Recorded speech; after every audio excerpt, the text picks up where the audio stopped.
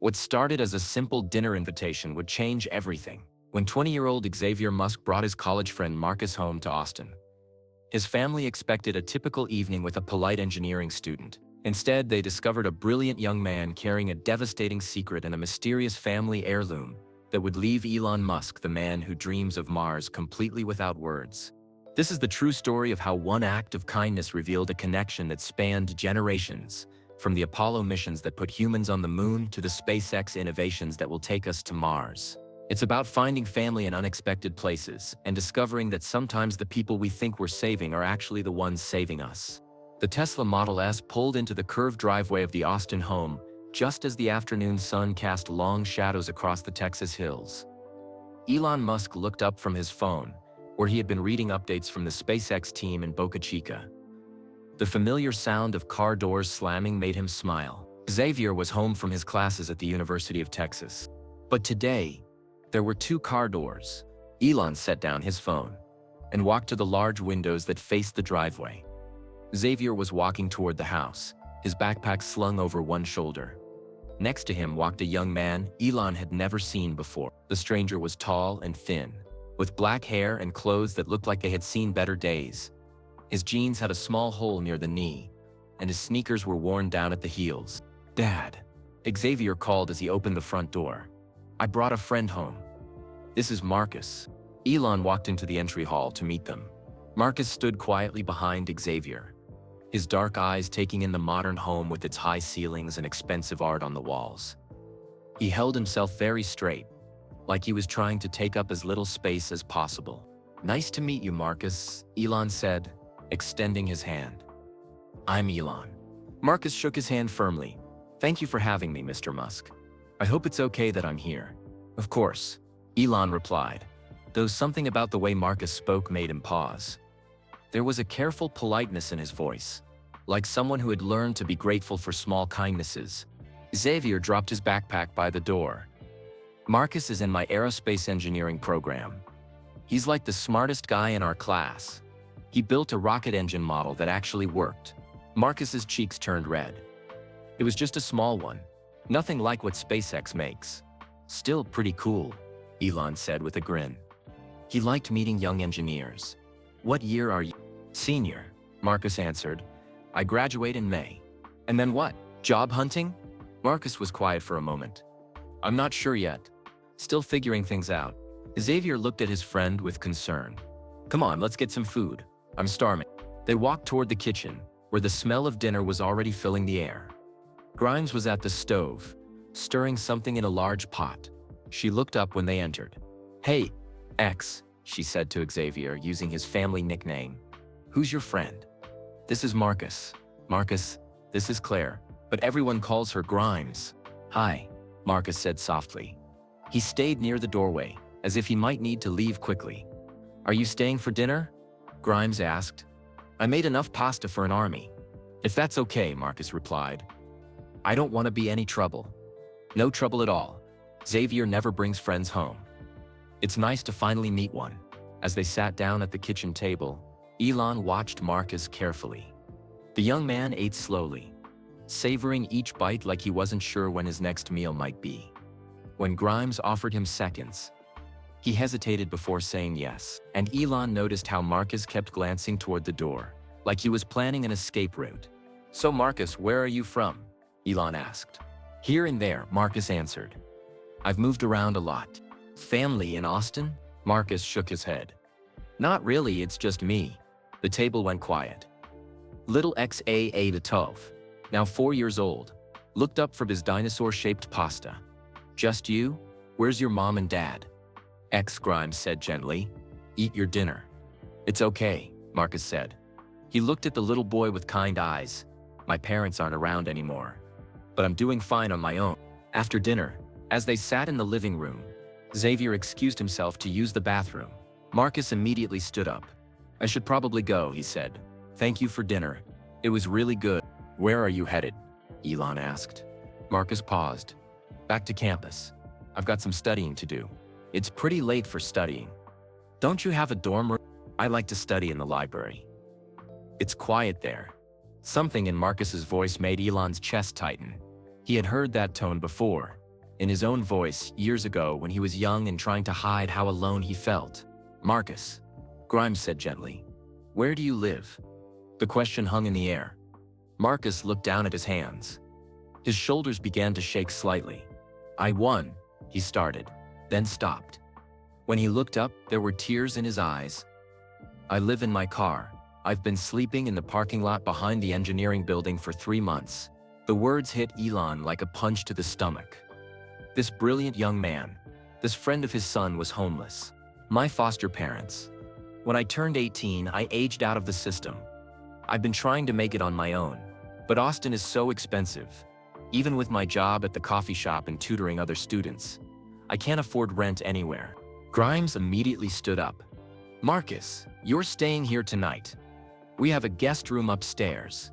"No, I couldn't," Marcus began. "Yes, you can," Elon said firmly. He was surprised by how emotional he felt. "And tomorrow we'll figure out something more permanent." Marcus began to cry harder.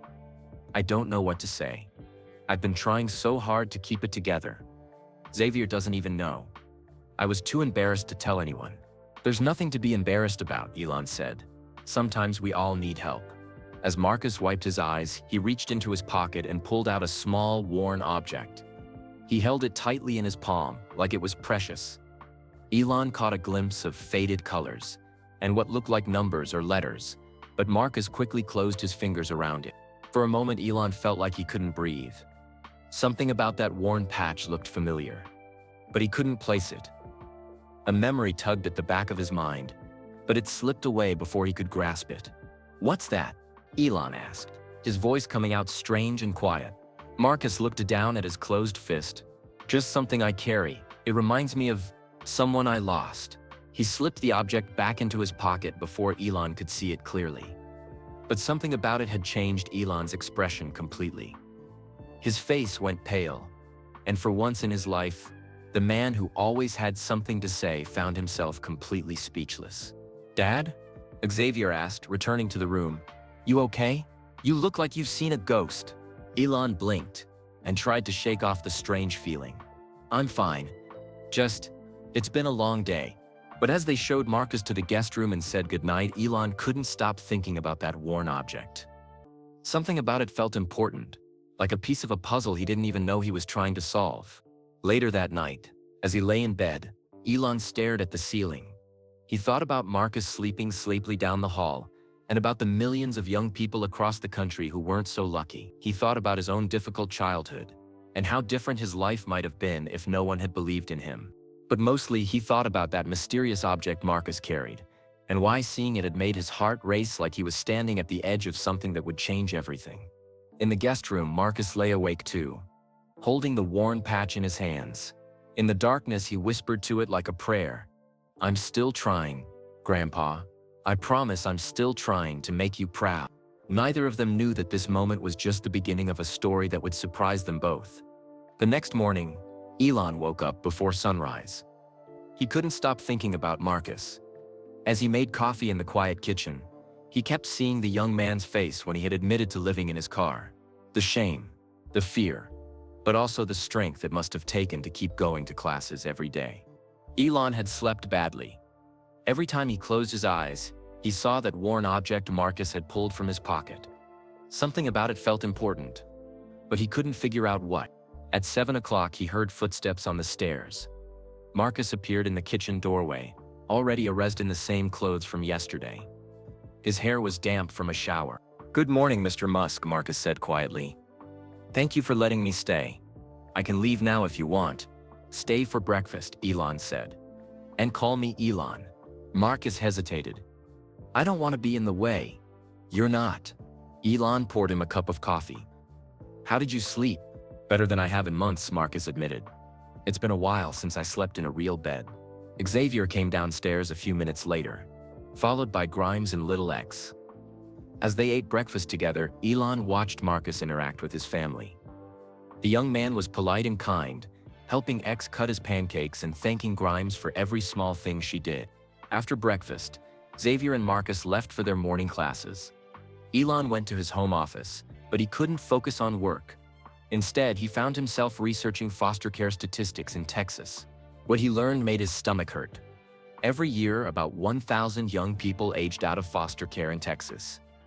Many of them had nowhere go. They were 18 years old, legally adults, but they had no family to help them. No safety net. Studies showed that within a year, 25% would be homeless. Only half would graduate from high school.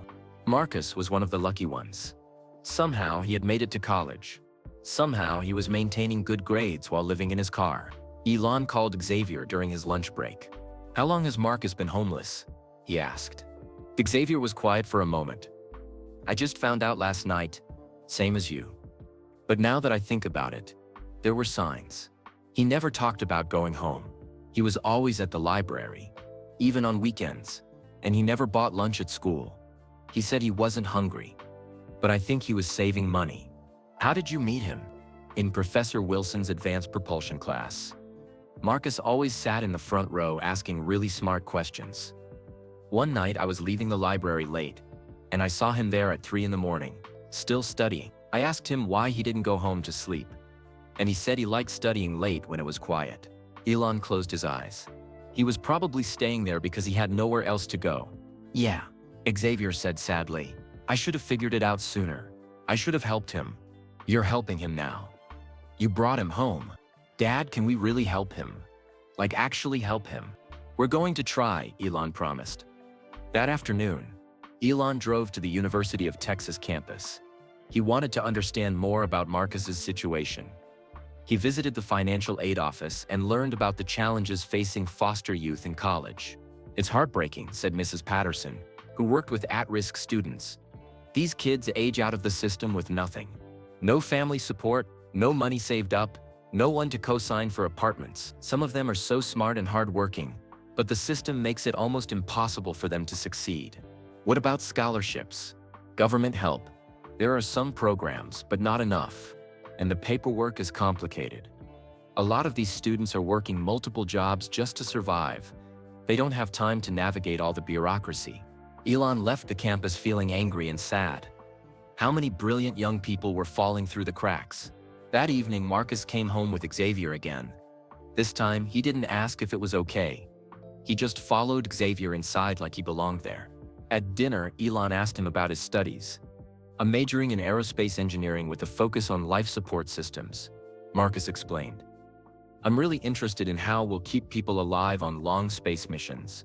Like, how do you create breathable air on Mars? How do you recycle water? How do you grow food in space? Those are exactly the problems we're working on at SpaceX," Elon said, impressed. "I know, I've read all your papers." "The work you're doing with closed-loop life support systems is amazing." For the next hour, they talked about technical challenges in space exploration. Marcus asked thoughtful questions and offered creative solutions. Elon found himself taking notes on some of Marcus's ideas. After dinner, as they sat in the living room, Elon asked the question that had been bothering him all day. "Marcus, how are you paying for college?" Marcus looked uncomfortable. "I have some financial aid, and I work 3 jobs. I tutor math and physics, I work at a coffee shop near campus, and I do computer repair for people. 3 jobs while taking a full course load. I sleep about 4 hours a night. It's okay, I'm used to it." Grimes shook her head. "That's not sustainable. You're going to burn out." "I can't burn out," Marcus said simply. "I don't have that option. If I fail, I end up on the street permanently. At least now I have a car and I'm in school. That's more than a lot of people have." Elon felt something twist in his chest. He remembered being young and desperate, working multiple jobs to pay for college, feeling like failure was not an option because there was no safety net to catch him. "What about family?" Grimes asked gently. "Surely there's someone—" Marcus was quiet for a long moment. "My parents died when I was 8. Car accident. I went into foster care after that. I lived with 7 different families over 10 years. Some were okay, some weren't. When you turn 18, you're done. You're on your own." "That's terrible," Xavier said. "I can't imagine." "It's just how the system works," Marcus replied. "I don't feel sorry for myself. I'm lucky I made it to college at all. A lot of foster kids don't." "What keeps you going?" Elon asked. Marcus reached into his pocket and touched something, but didn't pull it out this time. I made a promise to someone a long time ago. I promised I would make something of myself. I would use my brain to help people. I would reach for the stars." He said the last part with a small smile, like it was an inside joke. "Who did you make that promise to?" Grimes asked. Marcus's eyes got sad. "Someone who believed in me when no one else did. Someone who's gone now." Elon felt that strange feeling again, like he was missing something important. The way Marcus talked about reaching for the stars, the way he touched that object in his pocket, the focus on life support systems for space travel. It all felt connected somehow. "Marcus," Elon said carefully, "that thing you carry in your pocket. What is it?" Marcus tensed up. "It's personal. It's hard to explain. Try me." Marcus pulled the worn object out and held it in his palm, but kept his fingers partially closed so they couldn't see it clearly. "It belonged to someone I loved. Someone who worked on something really important a long time ago. He died before I was born, but he left this behind. My foster brother Jamie found it in our grandmother's things and gave it to me before I went to college." "Jamie?" "My foster brother. We were placed together when I was 12. He was the only real family I ever had." Marcus's voice got thick. "He aged out 2 years before me. Last I heard he was in Dallas, but we lost touch." Elon leaned forward. "What did this person do? The one who left you that object?" Marcus looked down at his closed hand. "He was an engineer. He worked on rockets and space missions back in the 1960s. Jamie said he helped send people to the moon." The room went completely silent. Elon felt his heart start beating faster. Something was clicking into place, but he couldn't see the whole picture yet. "Marcus," he said slowly. "What was his name?" Marcus looked up with tears in his eyes. "James Chen. But everyone called him Jimmy. He was my grandfather." The name hit Elon like lightning. James Chen.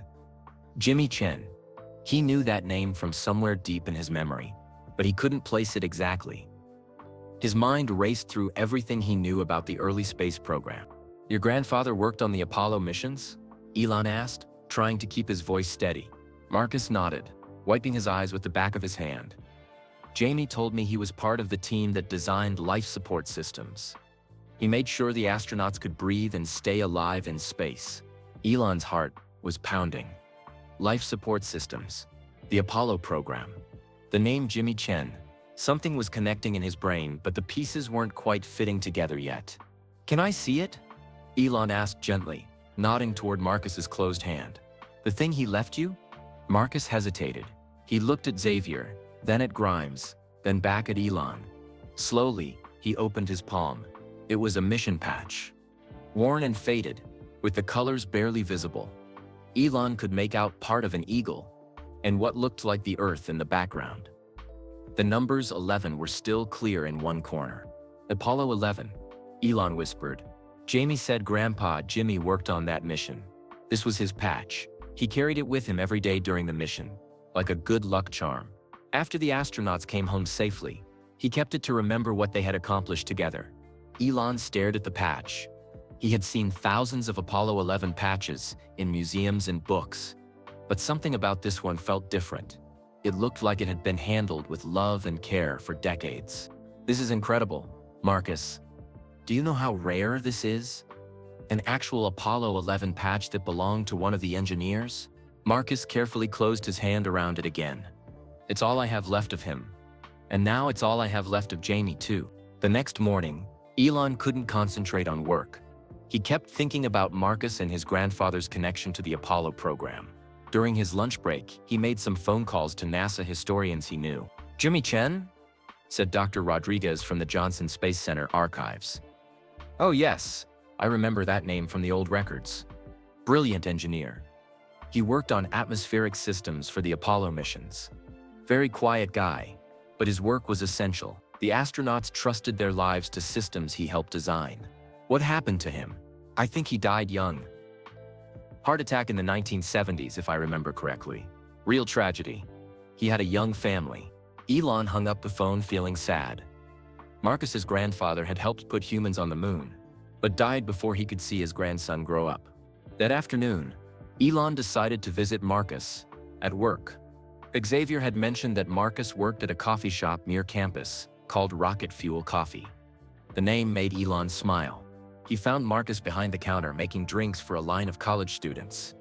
Even while working, Marcus looked tired. His movements were efficient but slow, like someone running on empty. "Mr. Musk?" Marcus looked surprised when he saw Elon. "What are you doing here?" "Wanted to see where you work. And I told you to call me Elon." Marcus finished making a latte and handed it to a customer. "I get off in an hour. Are you here for coffee?" "Actually, I wanted to talk to you about something." "When do you get a break?" "I don't really take breaks. I need the hours." Elon looked around the busy coffee shop. "Who's your manager?" "That's me," said a woman behind the register. She was about 40, with kind eyes and gray hair. "I'm Sarah. You must be Xavier's dad. Marcus talks about your family a lot." "He's a good worker?" Sarah smiled. "The best I've ever had. He's here early, stays late, never complains, and he's so smart. Yesterday, a customer's laptop broke and Marcus fixed it right here at the counter. He knows everything about computers." "Sarah," Elon said, "could Marcus take a 15-minute break? I'd like to buy him coffee at his own shop." "Of course. Marcus, take 20 minutes. You deserve it." They sat at a small table in the corner. Marcus looked nervous. "Am I in trouble?" he asked. "No. I wanted to talk to you about your grandfather. I did some research today." Marcus's eyes lit up. "You found out about him?" "A little bit. He was part of the team that kept the Apollo 11 astronauts alive." "That's not a small thing, Marcus. That's history. Jamie used to tell me stories about him. He said Grandpa Jimmy worked 18-hour days during the mission, checking and double-checking every system. He wanted to make sure Neil Armstrong and Buzz Aldrin came home safely. And they did, partly because of your grandfather's work." Marcus touched his pocket where he kept the patch. "I wish I could have met him. Jamie said he would have been proud that I was studying engineering." "I'm sure he would be. But Marcus, I want to talk to you about something else. I went to SpaceX today and told my team about you." Marcus looked confused. "Why?" "Because you're brilliant. The questions you asked last night about life support systems. The ideas you had. My engineers were impressed when I shared them." "Really?" "Really. I want to offer you an internship at SpaceX. Full-time over the summer, part-time during the school year. It pays well enough that you could get your own apartment." Marcus stared at him. "Are you serious?" "Dead serious. You'd be working on the exact same kinds of problems your grandfather solved. Life support systems for long space missions. Keeping humans alive on the way to Mars." Tears started flowing down Marcus's face. "I can't believe this is happening." "There's just one thing," Elon continued. "I'd want you to quit at least one of your other jobs. You can't do good work when you're exhausted all the time." Marcus wiped his eyes. "Mr. Musk." "Elon, this is amazing, but I can't accept it." Elon was shocked. "What? Why not?" "Because I haven't earned it yet. You're offering this because you feel sorry for me, not because I deserve it." "Marcus, that's not true. I'm offering this because you're talented." Marcus shook his head. "I appreciate everything you've done for me. Letting me stay at your house, buying me coffee, caring about my grandfather. But I need to finish what I started first." "What do you mean?" "My senior project. I've been working on something for 2 years. If I can finish it and do it well, then I'll know I earned my degree. Then maybe I'll be ready for SpaceX." Elon leaned back in his chair. He had never met a homeless teenager who turned down a job offer because of pride. Most people would have jumped at the chance. "What's your senior project about?" Marcus's eyes got bright with excitement. "I'm building a miniaturized atmospheric processor. It's designed to take the carbon dioxide in Mars's atmosphere and turn it into breathable oxygen. The current systems NASA uses are huge and use lots of power. I think I can make one that's smaller and more efficient." Elon felt his mouth drop open. "You're working on atmospheric processing? For Mars?" "Yeah. I know it sounds crazy, but I think there's a better way to do it. I've been using recycled computer parts and equipment I bought at garage sales. It's not pretty, but the science is sound." "Where are you building this?" "In my car, mostly. Sometimes I can use the lab at school late at night when no one's around." Elon stood up abruptly. "Show me." "What?" "Show me your project. Right now." Marcus looked at the clock. "I still have 10 minutes left on my break." "Sarah, Elon called across the coffee shop. Can Marcus have the rest of the day off? I'll pay you for his lost wages. Sure thing, Sarah called back with a grin. They walked to the campus parking lot where Marcus's car was parked. It was an old Honda Civic with over 200,000 miles on it. The back seat had been folded down to make room for a sleeping bag and a small pillow. But what caught Elon's attention was the equipment carefully arranged in the trunk. This is it, Marcus said, lifting out a device about the size of a microwave oven. It's not finished yet, but the basic design works. Elon examined the device closely. The engineering was incredible. Marcus had created something that looked like it belonged in a NASA laboratory, using parts that probably cost less than $100. Marcus, Elon said slowly, this is genius-level work. It's just a prototype. No, this is more than that. This is the kind of innovation that changes everything. Elon looked up at Marcus with new respect. How long have you been working on this? 2 years. Ever since I started thinking seriously about Mars missions. I kept wondering why all the atmospheric processors had to be so big and complicated. What if we could make them simple and small? Elon was quiet for a long moment, studying the device and thinking. Finally, he looked up at Marcus. I have a new offer for you. What? Finish your project. Take all the time you need. But let me provide you with a proper lab space and better equipment. And let me introduce you to my atmospheric systems team. Not as an intern, as a consultant. Marcus stared at him. I don't understand. You're not just a smart college student, Marcus. You're an inventor. You're carrying on your grandfather's legacy in the best possible way. Elon paused. Jimmy Chen helped get humans to the moon. Maybe his grandson will help get them to Mars. For the first time since Elon had met him, Marcus smiled a real, genuine smile that reached his eyes. Do you really think I could do that? He asked. Elon looked at the brilliant young man standing next to his old car, holding a device that could change the future of space exploration, carrying his grandfather's Apollo 11 patch in his pocket. Marcus, he said, I think you're already doing it. 1 week had passed since Marcus started staying in the guest room. What had begun as a temporary arrangement was starting to feel permanent, though no one talked about it directly. Marcus had settled into the family routine with surprising ease. He helped make breakfast in the mornings, played with little X after school, and always insisted on doing dishes after dinner. He moved through the house quietly, still careful not to take up too much space, but he no longer looked ready to bolt for the door at any moment. Elon had kept his promise about providing Marcus with lab space. He cleared out a section of his home workshop and filled it with proper equipment, precision tools, computer systems, and materials Marcus had only dreamed of working with. Every evening after classes and work, Marcus spent hours there, refining his atmospheric processor. The improvement in his work was remarkable. With access to quality components, Marcus's prototype was becoming something that could actually be tested in real conditions. More importantly, Marcus himself was changing. The exhaustion was leaving his face. He was sleeping regular hours for the first time in months. He's like a different person, Xavier told his father as they watched Marcus explain something technical to Grimes in the kitchen. He was always smart, but now he seems, I don't know, more confident. That's what happens when someone doesn't have to spend all their energy just surviving, Elon replied.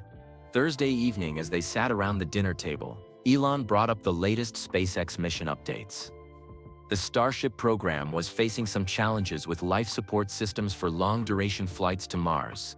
The main problem is efficiency, Elon explained to the family. We can keep people alive, but the systems are heavy and use too much power. For a trip to Mars that takes 6 months each way, every pound and every watt matters. Marcus listened quietly while cutting his food. Then almost casually he said, have you tried using a 2-stage filtration system with regenerative catalysts? Elon paused with his fork halfway to his mouth. What do you mean? Well, Marcus continued, instead of trying to do everything with one big system, what if you broke it into smaller stages? Use the waste heat from the first stage to power the second stage. And if you rotate the catalysts on a timer, they regenerate themselves instead of wearing out. Grimes looked confused, but Elon was staring at Marcus with intense focus. That's... Elon started, then stopped. Marcus, my engineers have been working on that exact problem for 2 years. What you just described could solve it. Marcus looked surprised. Really? It seems kind of obvious. Obvious to you, maybe. Elon pulled out his phone. I need to call my chief engineer. Now. It's 8 o'clock at night. Tom won't mind. Tom, it's Elon. Are you still having problems with the life support efficiency on Starship? Good. I want you to listen to an idea. For the next 20 minutes, Marcus explained his concept to Tom over speakerphone. He drew diagrams on napkins and used kitchen items to demonstrate how the system would work. Salt and pepper shakers became filtration units. Glasses of water showed how liquids would flow through the system. When the call ended, Tom's voice was excited. Elon, we need to test this immediately. This could change everything. Who is this kid? Someone very special. Elon replied, looking at Marcus with something close to awe. After dinner, as they moved to the living room, little X climbed onto Marcus's lap with a picture book about rockets. Marcus, read to me about the moon, X demanded. Marcus opened the book and began reading in his gentle voice. As he read about the Apollo missions, he unconsciously touched his pocket where he kept his grandfather's patch. Did people really walk on the moon? X asked. They really did. Very brave people who worked very hard to get there. How did they not fall off? Marcus laughed. The moon has gravity, just not as much as Earth. So they could jump really high, like they were bouncing. Were you there? No, little man. That happened before I was born. But my grandfather helped make it possible. Elon watched this interaction with a warm feeling in his chest. Marcus was so natural with X, so patient and kind. He fit into their family like a missing piece they hadn't known they needed. Later that evening, after X was in bed and Grimes had gone upstairs to work on her music, Elon found himself alone with Marcus and Xavier in the living room. Marcus, Elon said, can I ask you something personal? Sure. What do you want to do with your life? I mean, after college. What's your big dream? Marcus was quiet for a moment, staring at his hands. I want to help people get to Mars and come home safely. Like my grandfather helped people get to the moon and come home safely. That's it? That's everything. Marcus looked up with clear eyes. I think humans need to be a spacefaring species. Not because Earth isn't good enough, but because exploring and learning is what makes us human. My grandfather understood that. He worked on Apollo because he believed humans deserved to reach for the stars. The phrase hit Elon like a physical blow. Reach for the stars. Marcus had said those exact words before, but now they carried more weight. Marcus, Elon said carefully, when you were a kid, did anyone ever tell you stories about your grandfather? Not really. He died when my dad was just a baby. But Jamie found some of his old things when our foster grandmother died. That's where the patch came from. And there was a letter. A letter? Marcus reached into his pocket and pulled out a folded piece of paper yellowed with age. He wrote this to my dad before he died. Jamie gave it to me when I started college. With trembling hands, Marcus unfolded the letter and began to read aloud. My dear son, if you are reading this, then I am gone. But I want you to know how proud I am of the work we did together. We helped humans take their first steps toward the stars. I hope someday you will carry on that dream. And if you have children, I hope you will teach them that the sky is not the limit. It's just the beginning. Reach for the stars, my boy.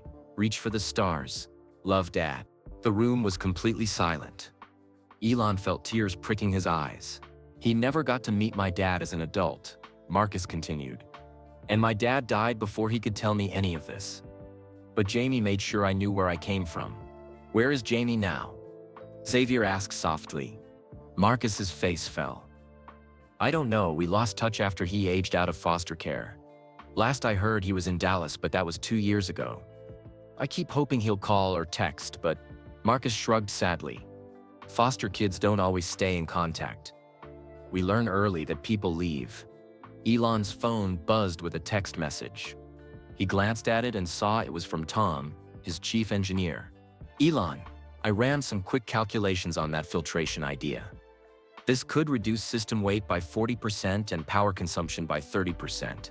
We need to fast-track testing. Can you get the kid to come in tomorrow?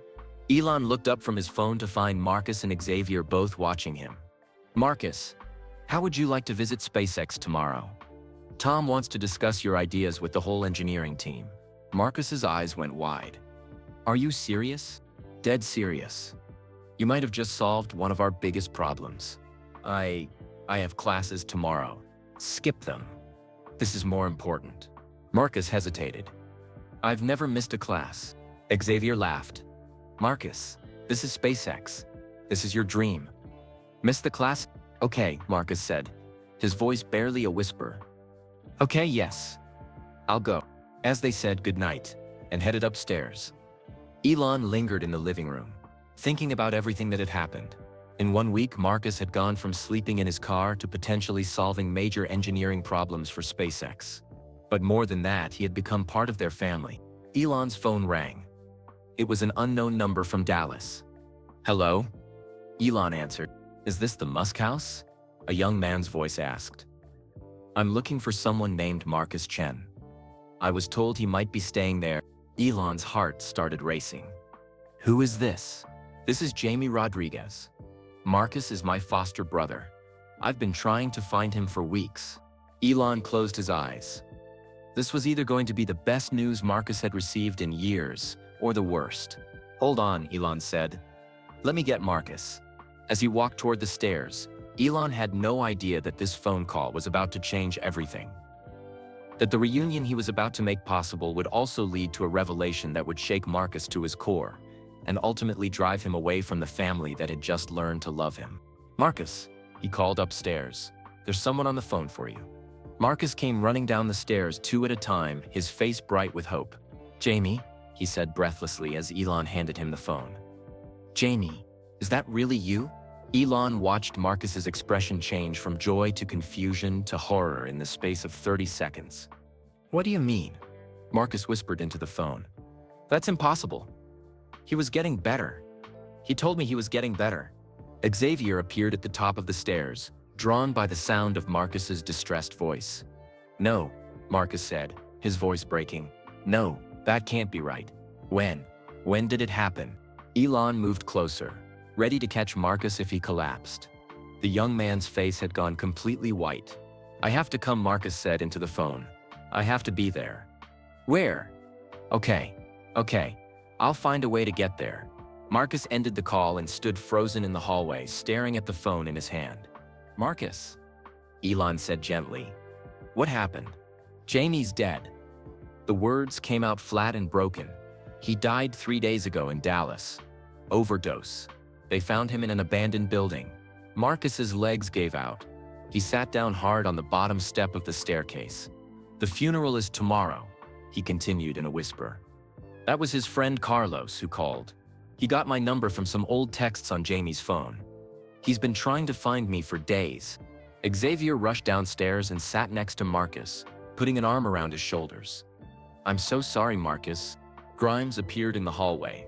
Having heard the commotion, when she saw Marcus's devastated face, she immediately knelt in front of him. What can we do? She asked. How can we help? Marcus shook his head. I need to go to Dallas. I need to be at his funeral. He was the only real family I ever had. Of course, Elon said. We'll drive you. First thing in the morning. You don't have to do that. I can take a bus. Marcus, you're not taking a bus to your brother's funeral. We're going with you. That night, Marcus didn't sleep. Elon could hear him moving around in the guest room, pacing back and forth. At 3 in the morning, Elon found him sitting in the workshop, staring at his atmospheric processor but not working on it. Want to talk about it? Elon asked, settling into a chair nearby. Jamie saved my life, Marcus said quietly. When I first went into foster care, I was angry and scared. I got into fights. I was headed for juvenile detention or worse. But then they placed me with Jamie's family, and he looked out for me. Marcus picked up a small tool from the workbench and turned it over in his hands. He taught me that being smart was something to be proud of, not something to hide. He made sure I did my homework. He talked me out of giving up when things got bad. Marcus's voice cracked. And when he aged out of foster care, he gave me his grandfather's patch. He said it would remind me that someone in our family had done something important, and maybe I could too. His grandfather? Marcus looked up with red eyes. We weren't really brothers, but in foster care, sometimes you create your own family. Jamie's great-grandmother raised him for a few years before she died. That's when he found the patch among her things. It had belonged to her first husband, Jamie's step-great-grandfather. Elon felt confused. So the patch belonged to Jamie's family, not yours? Jamie didn't have anyone else to give it to. His real family was all gone. When he gave it to me, he said, "Now you have a grandfather who reached for the stars. Make him proud." Marcus started crying. I thought he meant I should pretend Jimmy Chen was my grandfather. I built my whole identity around that story. The truth hit Elon like a physical blow. Marcus had been carrying someone else's family legacy, believing it was his own because a foster brother wanted to give him something to hold on to. "Marcus," Elon said gently, "it doesn't matter whose blood ran through Jimmy Chen's veins. Jamie chose to share that legacy with you. He made you part of that story. But I've been lying to everyone. To you, to Xavier, to myself. You haven't been lying. You've been honoring the memory of someone who inspired you. That's not the same thing." The drive to Dallas the next morning was quiet. Marcus sat in the passenger seat, clutching the Apollo 11 patch in his hand. He had barely spoken since their conversation in the workshop. The funeral was held at a small community center in East Dallas. Only about 15 people came, mostly other foster kids and young adults who had known Jamie. Carlos, the friend who had called, was a thin young man with sad eyes who thanked them for coming. Jamie talked about Marcus all the time. Carlos told Elon during the service. He was so proud that his foster brother was going to college. He said Marcus was going to be an astronaut someday. After the service, they met Mrs. Elena Rodriguez, who had been Jamie's foster mother when he was 12, the same age Marcus had been when they met. "You must be Marcus," she said, hugging him tightly. "Jamie told me so much about you. He loved you like a real brother." "I failed him," Marcus said, his voice muffled against her shoulder. "I should have stayed in touch. I should have helped him. Mijo, you couldn't have saved him. Jamie had demons he couldn't fight. But he was so proud of you. He showed me your college acceptance letter. He kept a picture of you in his wallet." Mrs. Rodriguez reached into her purse and pulled out a small photo. It showed Marcus at his high school graduation, smiling in his cap and gown. He carried this everywhere. On the back he wrote something. She turned the photo over. In Jamie's handwriting it said, "My brother Marcus. Future astronaut. Jimmy would be proud." Marcus broke down completely then. All the grief he had been holding in came pouring out.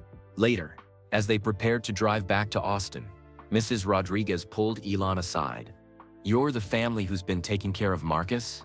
He's been staying with us, yes. Good. That boy has been through so much." Jamie worried about him being alone. "Mrs. Rodriguez, can I ask you something?" The story about Jimmy Chen, the Apollo engineer. Jamie gave Marcus a mission patch and told him it belonged to his grandfather. Mrs. Rodriguez smiled sadly. "Jimmy Chen was my first husband's father. When my husband died young, I kept some of his things, including that patch. When Jamie aged out of foster care, I let him take it.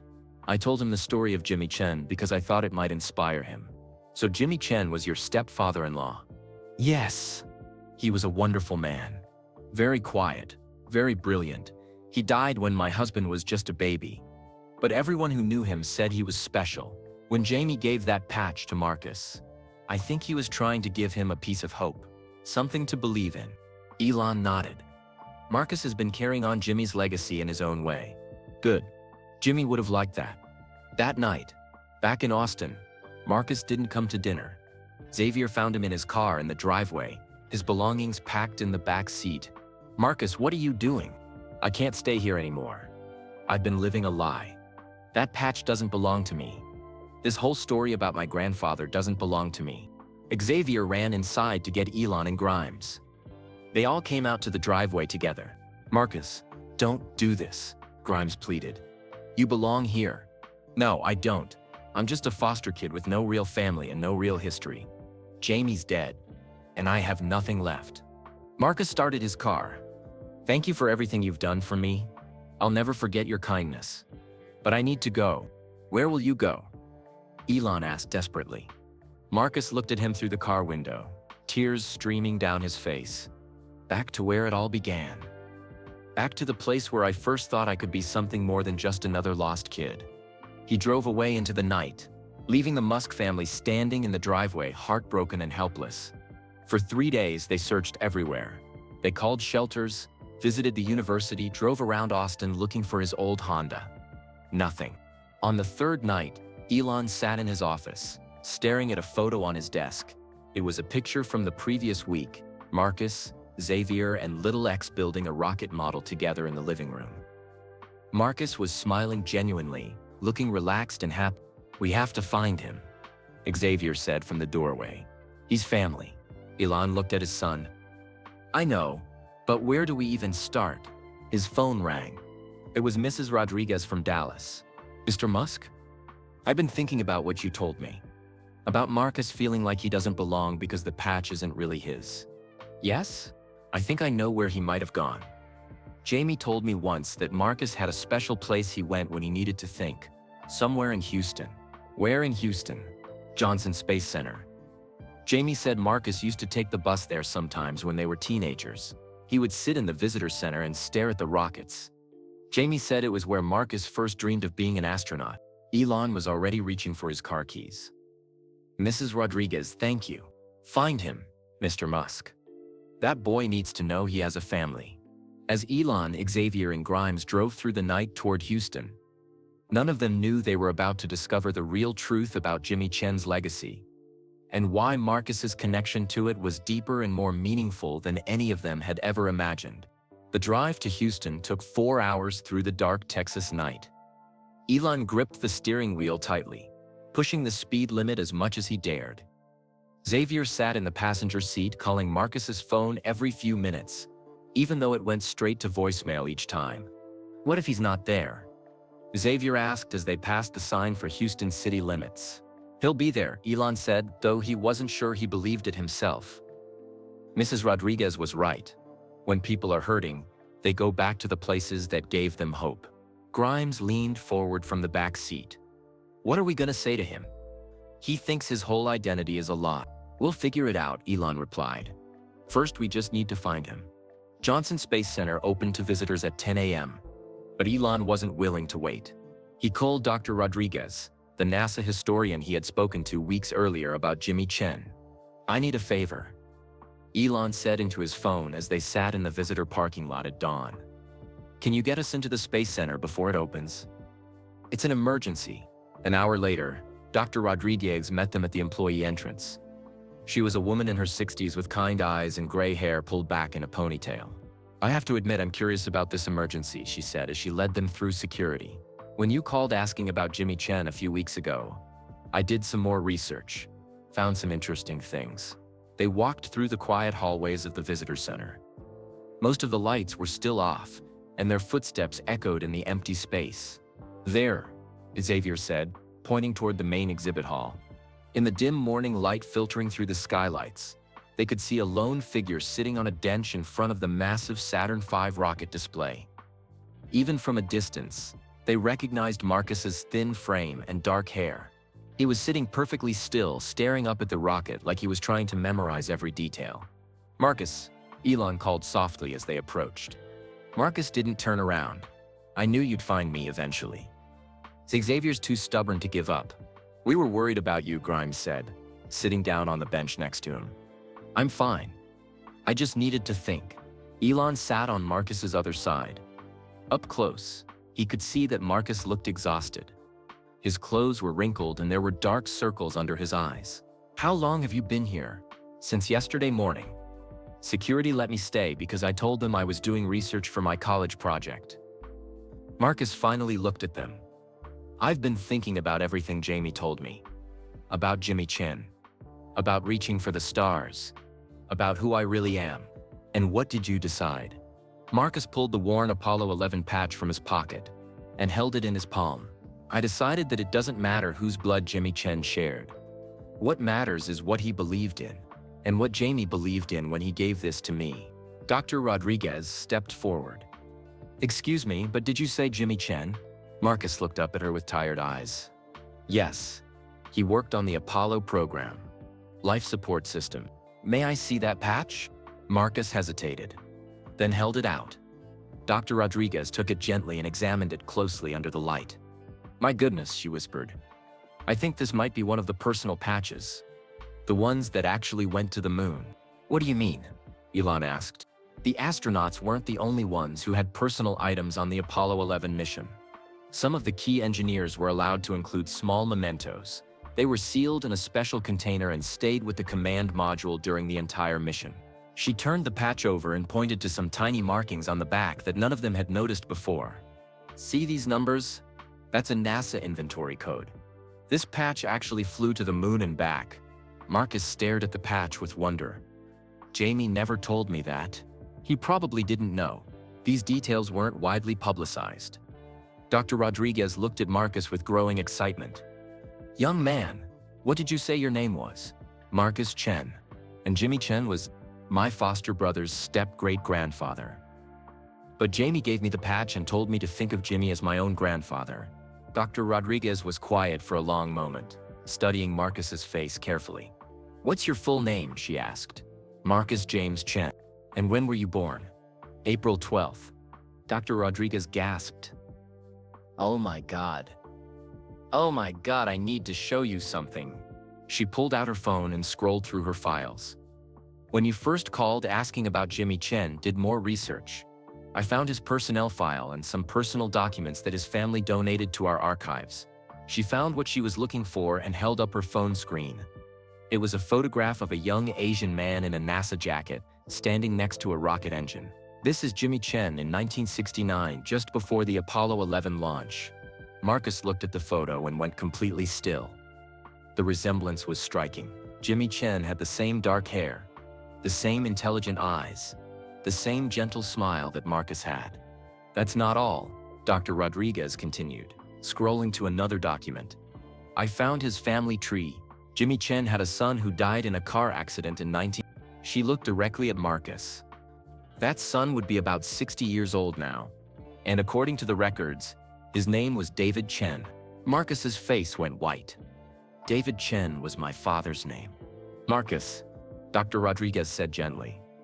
I think Jimmy Chen really was your grandfather. The visitor center went completely silent. Elon felt like the air had been sucked out of the room. That's impossible, Marcus whispered. My parents died when I was 8. I don't remember much about my father. And Jamie said the patch came from his family. Dr. Rodriguez sat down across from them. Let me tell you what I think happened. When your parents died, you went into foster care. Somewhere along the way, the records got confused or incomplete. Foster children move around a lot, and sometimes family history gets lost. She paused, organizing her thoughts. Mrs. Elena Rodriguez was married to Jimmy Chen's son, your father's older brother. That would make her your aunt by marriage. When you and Jamie were placed in her care, she probably recognized your last name, but didn't realize the family connection right away. These things happen more often than you'd think. Marcus was shaking now. Are you saying that Mrs. Rodriguez is my aunt? That Jimmy Chen really is my grandfather? I think that's exactly what I'm saying. And I think Jamie knew, or at least suspected, that's why he gave you the patch. He wasn't giving you someone else's legacy. He was giving you back your own. Elon watched Marcus process this information. The young man looked like he was about to collapse from the emotional weight of it all. All those years, Marcus said quietly, I thought I was alone in the world. I thought I was just a foster kid with no real family. You were never alone, Grimes said, taking his hand. You had Jamie, and now you have us. And you had your grandfather's legacy all along, Dr. Rodriguez added. Jimmy Chen really did help send humans to the moon, and now his grandson is working to send humans to Mars. Marcus looked up at the Saturn V rocket towering above them. Jamie knew, didn't he? That's why he always said Jimmy would be proud of me. Not because he was pretending, but because it was true. I think Jamie figured it out eventually, Elon said. And he spent his last years making sure you knew you belonged to something important. For a long moment, they all sat in silence, looking up at the massive rocket that represented humanity's greatest achievement. Finally, Marcus spoke. When I was little, before my parents died, my father used to tell me stories about rockets in space. I always thought he was just making them up to entertain me. But maybe he was telling me about his own father's work. Maybe he was, Dr. Rodriguez. Maybe he was trying to pass down the family legacy, even to a little boy. Marcus stood up and walked closer to the Saturn V display. He placed his hand on the protective barrier and looked up at the rocket that his grandfather had helped make possible. "Jimmy Chen," he said quietly. "My grandfather. My real grandfather." Elon joined him at the barrier. For once in his life, the man who always had words found himself completely speechless. Not from shock this time, but from overwhelming emotion at witnessing Marcus finally understand who he truly was. After a few minutes, Marcus turned around to face them all. "I want to go home," he said. "I want to go back to Austin and finish what I started. I want to complete my atmospheric processor and graduate from college and work for SpaceX." He smiled through his tears. "I want to make my grandfather proud." "He already is proud," Elon said, finding his voice at last. "And so are we." As they walked back through the quiet halls of Johnson Space Center, Marcus kept the Apollo 11 patch in his open palm, no longer hiding it. For the first time in his life, he understood that he wasn't carrying someone else's dream. He was carrying his own family's legacy forward. And for the first time since they'd met him, Marcus walked with his shoulders straight and his head held high, no longer apologizing for taking up space in the world.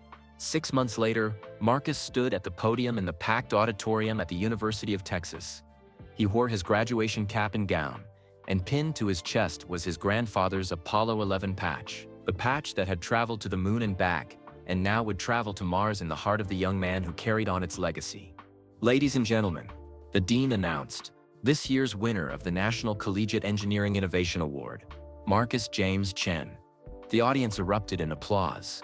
In the front row, Elon, Grimes, Xavier, and Little X cheered loudly. Mrs. Elena Rodriguez had driven down from Dallas and sat with tears streaming down her face. Next to her sat Dr. Rodriguez from NASA, beaming with pride.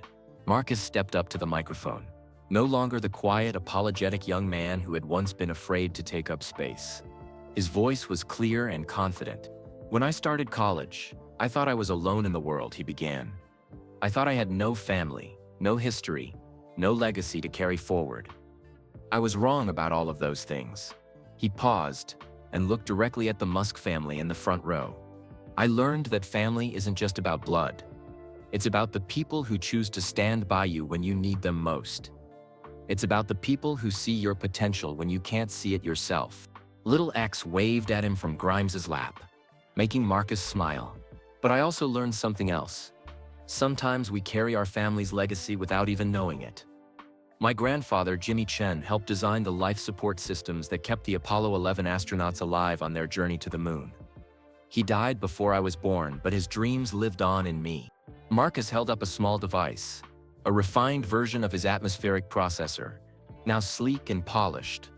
This device can convert the carbon dioxide in Mars's atmosphere into breathable oxygen using 40% less power than current systems.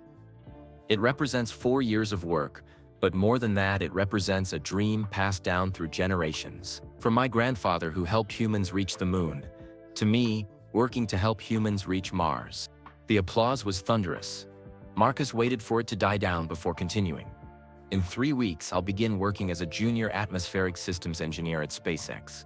But today, I want to thank the people who made this possible.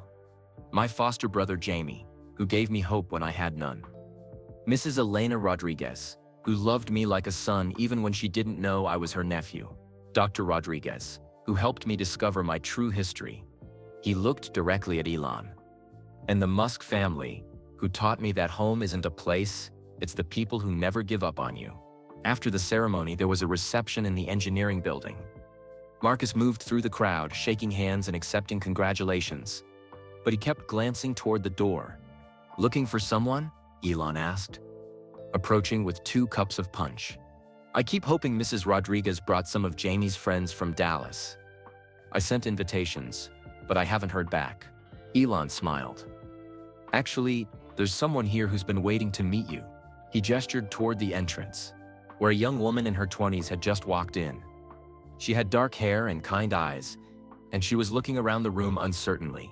"That's Carlos's sister, Maria," Elon explained. "Carlos couldn't make it, but he asked her to come represent Jamie's friends." Marcus walked over to her and Elon watched as they talked. He could see Marcus's face light up as Maria shared stories about Jamie's last years, She handed him a small, wrapped package. "Jamie asked me to give this to you if anything ever happened to him," she said. Marcus opened it with shaking hands. Inside was a photograph of two young boys, Marcus and Jamie at about age 14, standing in front of a rocket display at a science museum. On the back, Jamie had written, "Marcus, you were always reaching for the stars. Don't stop now. Love, your brother Jamie." Marcus hugged the photograph to his chest, tears flowing freely. Later that evening, back at the house in Austin, the family gathered for a celebration dinner. Marcus had officially moved into his own apartment near campus, funded by his SpaceX signing bonus. But he still came for dinner 3 times a week. It had become their tradition. "So," Elon said, raising his glass of sparkling cider, "a toast to Marcus, college graduate, SpaceX engineer, and grandson of a moonshot engineer. To Marcus." Everyone chorused. As they clinked glasses, little X tugged on Marcus's sleeve. "Marcus, are you really going to help people go to Mars?" "I'm going to try, little man. Can I go with you?" Marcus laughed. "Well, you'll be about 24 when we're ready for the first human missions. So maybe. Promise?" Marcus looked at the little boy seriously. "I promise I'll do everything I can to make it possible." After dinner, as they sat in the living room, Grimes asked the question they'd all been wondering about. "Are you nervous about starting at SpaceX?" "Terrified," Marcus admitted with a grin. "But it's a good kind of terrified. The kind that means you're about to do something important. Your grandfather felt the same way before Apollo 11. Dr. Rodriguez had told him. According to his old colleagues, he barely slept for weeks before the launch. But that's what happens when you care deeply about your work." Xavier stretched out on the couch. "I still can't believe my study buddy is going to be designing systems for Mars missions." "Your study buddy is going to be working in the lab next to your dad's office," Marcus replied. "So you better get used to having me around." "Good," Elon said firmly. "I like having you around." Later that night, as Marcus prepared to leave for his apartment, he lingered in the doorway. "Thank you," he said quietly, to Elon, "for everything, for seeing something in me when I couldn't see it myself." "Marcus, you don't need to thank me. You did all the hard work." "No, I mean it. When Xavier brought me home that first night, I was ready to give up. I was so tired of fighting just to survive, but you showed me what it felt like to belong somewhere." Elon felt his throat tighten with emotion.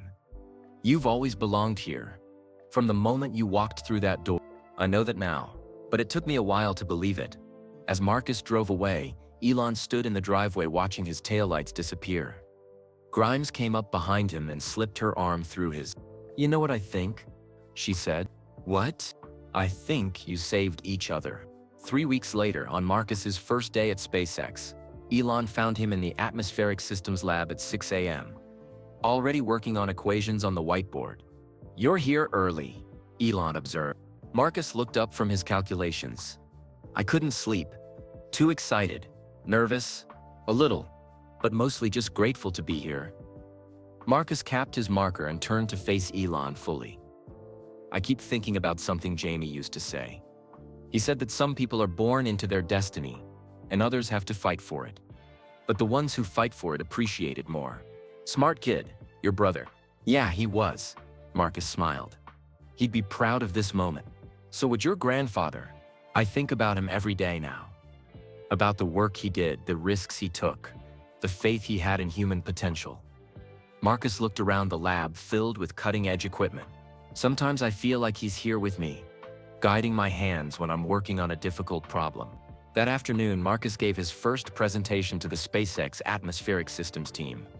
He stood at the front of the conference room, wearing a crisp button-down shirt with his grandfather's Apollo 11 patch pinned to the pocket. "The challenge," he began, "is not just creating breathable air on Mars, but doing it efficiently enough to support long-term human presence. My grandfather helped solve this problem for 3-day trips to the moon. Now we need to solve it for 2-year missions to Mars." As he outlined his innovations, the staged filtration system, the regenerative catalysts, the power-efficient design, Elon watched the faces of his senior engineers. They were impressed. More than impressed. They were inspired. After the presentation, Tom, the chief engineer, pulled Elon aside. "That kid is extraordinary. His design could revolutionize how we approach life support for long-duration missions." I know, Elon replied, watching Marcus enthusiastically answer questions from the team. Where did you find him? Elon thought about that first night when Xavier had brought Marcus home. The scared, homeless young man who had been sleeping in his car, carrying his grandfather's legacy without even knowing it. He found us, Elon said simply.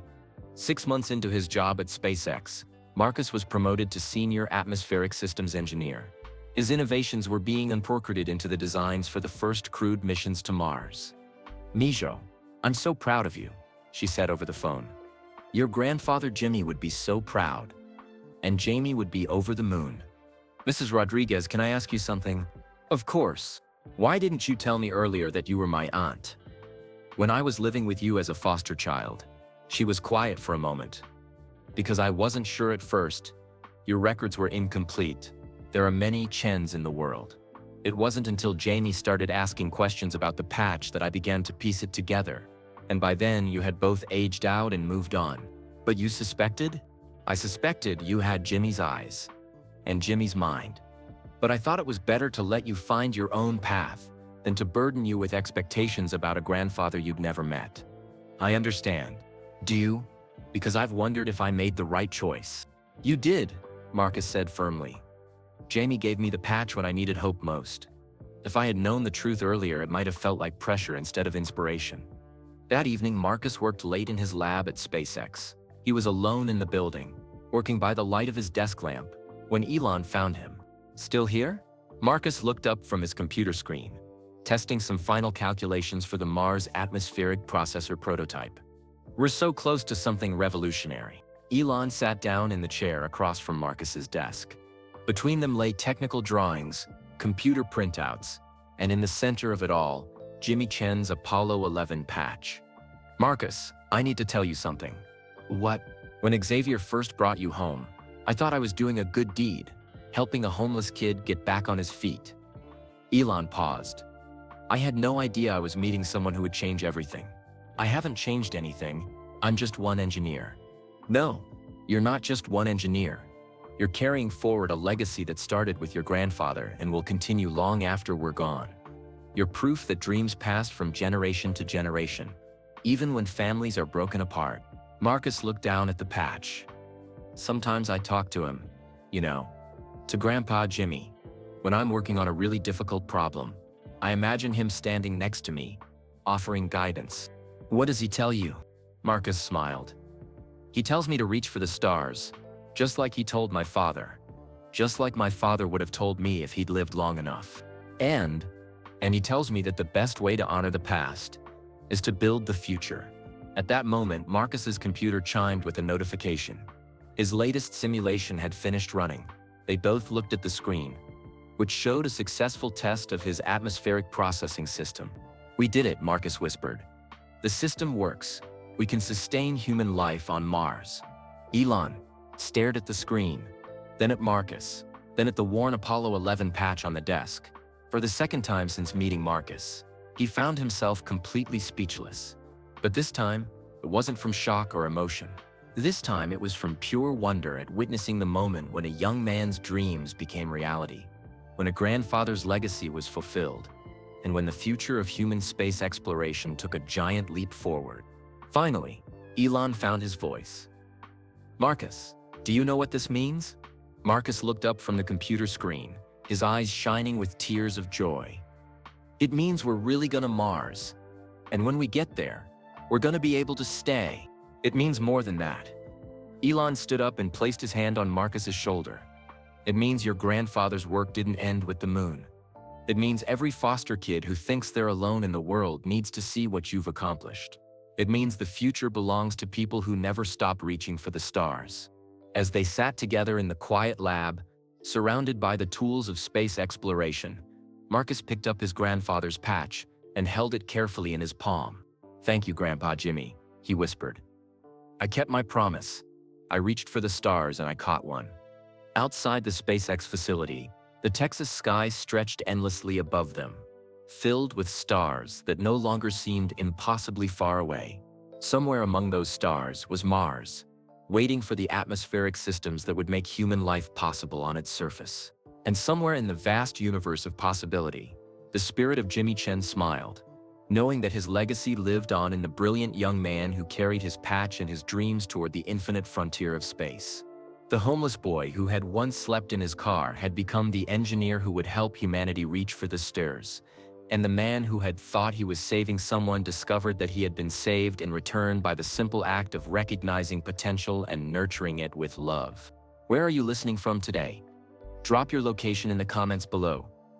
We love hearing from our global community. If this story touched your heart, please hit that like button and subscribe to our channel for more inspiring stories that remind us of the power of human connection. We share new stories every week that celebrate resilience, kindness, and the extraordinary potential in ordinary people. And here's something important. Please share this video with your friends and family. In a world that often feels divided, stories like Marcus's remind us that a single act of kindness can ripple across generations. You never know who in your circle might need to hear that they matter, that their dreams are valid, or that family is found in the most unexpected places. Together, we can spread more kindness and awareness about the challenges faced by foster youth, homeless students, and anyone who feels alone in their journey toward their dreams. Thank you for listening, and remember, sometimes the people we think we're saving are actually the ones saving us. Keep reaching for the stars.